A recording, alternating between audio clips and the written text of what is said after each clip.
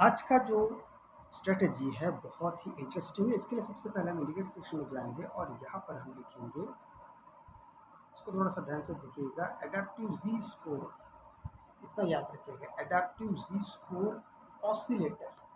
आप इसको ज़रा देखिए, adaptive Z score oscillator by Quant Algo. इससे हमें अपने चार्ट पर लगा लेना है, सेकंड वाला। अब जैसे आप इसे अपने चार्ट पे लगाते हैं तो आपके सामने एक बेहतरीन सा इंडिकेटर सामने है। मैं पहले इसके बारे में थोड़ा सा बता देता हूँ। ये आपको बहुत तरीके से बहुत कुछ कहता है। जैसे इसमें सिर्फ स्पाइक्स पे आप ध्यान मत दीजिए, या नीचे की तरफ जो लाल रंग जा रहा है उस पर नहीं। ये आपको डाइवर्जेंस भी दिखा रहा है, ये आपको सपोर्ट दिखा रहा है, पूरी तरीके से मार्केट कहाँ सपोर्ट ले रहा है।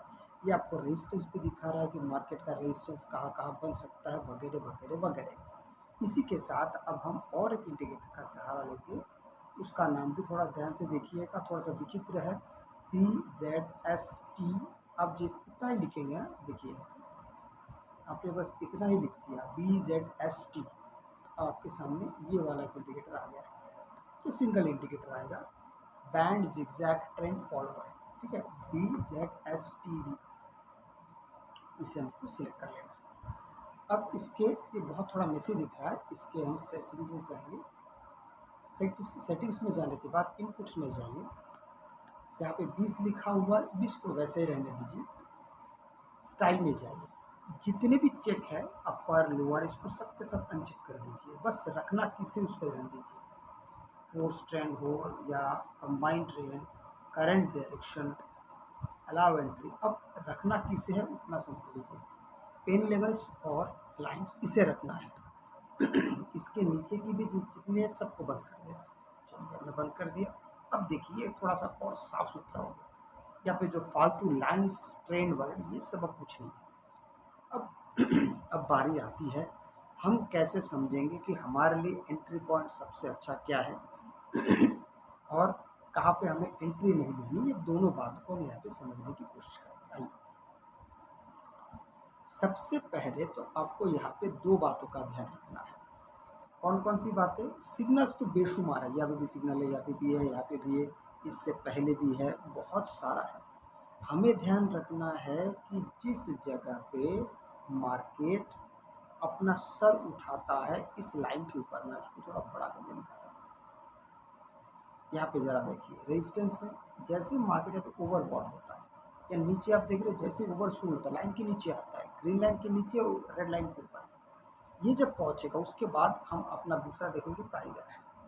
तीसरा देखेंगे ये जो हमारा जो इंडिकेटर है BZSTV, ये हमें सही रास्ता दिखा रहा है या नहीं। आइए वापस चलते हैं।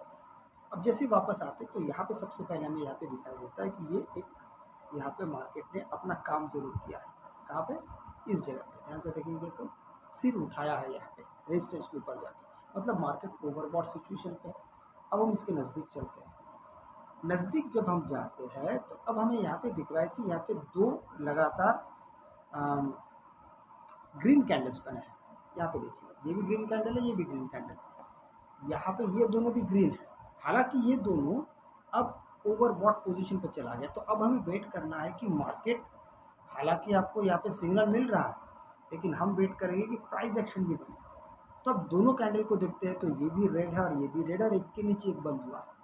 ऐसे जगह पे जाके ही अब हम यहाँ पे जब तीनों कॉम्बिनेशन में बैठेगा, पहले तो ये एडेप्टिव जी स्कोर वाला इंडिकेटर, उसके बाद BZSTV वाला इंडिकेटर, ये और साथ में प्राइस एक्शन, ये तीनों जब मिल जाएगा तभी हम एंट्री के बारे में प्लान करेंगे। अब ये एंट्री देखिए, आप अगर चाहते, एक बात मैं आपको सामने बता दूँ, आप अगर BZSTV के सेटिंग्स को भी बदलना चाहते हैं, जैसे ये 20 पे ऑलरेडी है, बाय डिफ़ॉल्ट है, आप चाहे इसको कम कर सकते हैं, आप इसको बढ़ा सकते हैं। ठीक है, तो कम में 16, 15 यहाँ तक ठीक है। बहुत भी कम मत कर दीजिएगा जिसमें आपको हर थोड़ी थोड़ी देर में फिर एंट्री दिखाई दे, वो बहुत बड़ा गलती हो जाएगा। इसलिए 16-15 तक ठीक है, उसके नीचे फिर मत आइए। अभी हमने 16 कर रखा है। अब इसका फ़ायदा हमको कैसे मिलता है आइए वो भी देख लेते हैं। अब देखिए मार्केट यहाँ से आपको ये लाल रंग दिखा रहा है।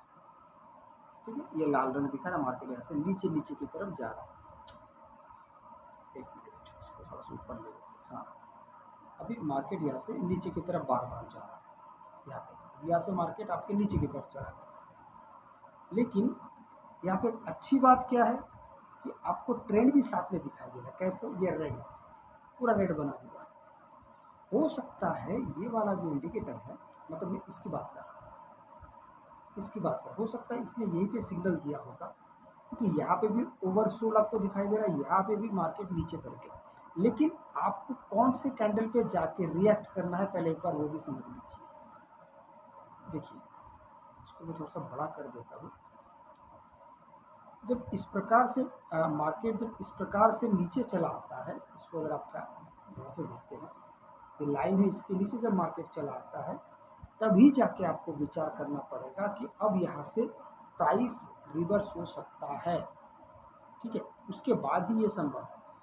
वापस अगर हम जाएंगे इसी इंडिकेटर पे, तो आपको यहाँ पर दिखेगा कि मार्केट यहाँ से वापस नहीं जा रहा है, मार्केट यहाँ से वापस नहीं जा रहा। Point number 1। पॉइंट नंबर 2, ये पूरा रेड में है, आप अगर देख पा रहे हैं ये पूरा रेड में है। तो यहाँ तक आपको साथ दिया जा रहा, साथ आ रहा है। इसलिए यहाँ पे अगर मैच नहीं कर रहा है दोनों सिग्नल, तो फिर यहाँ पे आप एंट्री नहीं ले सकते। जिस जगह पे दोनों सिग्नल मैच कर रहा है, जैसे मैं इस जगह पे दिखाता हूँ, अब देखिए ये सिग्नल दोनों मैच कर रहा है। यहाँ पे भी ये ओवरसोल्ड पहुंचा, हालांकि यहाँ पे भी पहुंचा था, पर ये रेड है, लेकिन यहाँ पे पहुंचा और साथ में यहाँ पे सिग्नल भी है और साथ में प्राइस एक्शन भी। आप अगर देखेंगे तो इस जगह पे ये प्राइस एक्शन भी बना, ये दोनों की ग्रीन कैंडल है। अब यहाँ से मार्केट धीरे धीरे ऊपर, तो यहाँ पे आपकी एंट्री बिना किसी रुकावट के बन जाती है। बात करते हैं टारगेट की। टारगेट क्या होना चाहिए? देखिए, टारगेट के लिए मैंने कई बार अपने वीडियो में कहा है कि टारगेट अपने मन मुताबिक जितना देर रुकना है उतना देर रुको, ऐसा नहीं होना चाहिए। आप अपने हिसाब से पहले टारगेट फिक्स कर लीजिए। उसी तरीके से स्टॉप लॉस भी है, स्टॉप लॉस को भी उसी नज़रिए से देखना चाहिए और वो ज़्यादा बेहतर तरीके से फिर काम करता है। हाँ, इसमें कई बार आपको बहुत सारे सिग्नल थोड़ी थोड़ी देर में दिखाई दे सकते हैं। जैसे आप देखेंगे यहाँ पे सिग्नल नहीं आया, यहाँ पे सिग्नल आया है। ठीक है, अगर हम ये मान लेते हैं कि ये सिग्नल यहाँ पे भी आया होगा, फर्ज कर लीजिए कि मार्केट में ये सिग्नल यहाँ पे भी आया होगा, तो ऐसे वक्त में आपका स्टॉप लॉस फिर आप किस तरीके से देखते हैं? अगर आपका स्टॉप लॉस इसी जगह पे है, अगर वो हिट हो रहा है, दोबारा एंट्री फिर से पुट में नहीं होनी चाहिए, फिर दोबारा एंट्री होगा कॉल में, पुट में नहीं होना चाहिए। इस बात का आपको थोड़ा सा खास ध्यान रखना ही पड़ेगा। अगर आपको वीडियो अच्छा लगे तो लाइक से सब्सक्राइब जरूर कीजिएगा। आपसे मैं अगले वीडियो में मिलता हूं, तब तक के लिए।